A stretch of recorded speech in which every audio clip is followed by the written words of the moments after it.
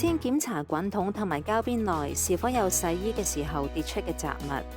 建議每星期以90度清洗模式清洗滾筒。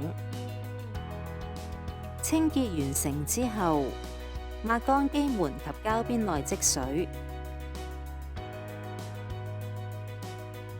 請保持機門打開，保持機內乾爽。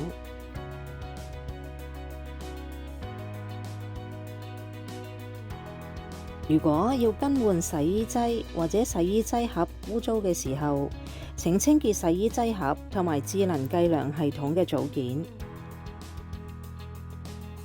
先關上洗衣機電源，拉開洗衣劑添加盒，按下中間藍色位置並拉出，取出 IDOS 智能計量系統泵嘅組件。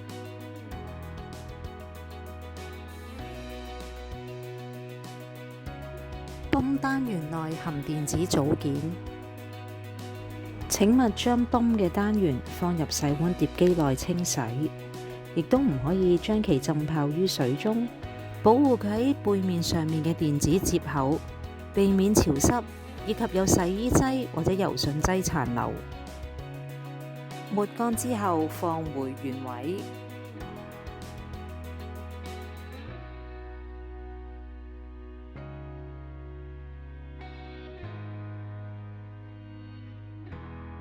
關上水龍頭及關上洗衣機電源。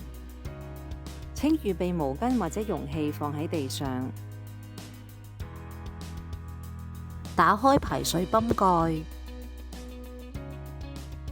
將排水喉拉出，然後扭開活塞並排走水分。確定冇水再流出，將活塞裝回，並將排水喉裝回固定夾。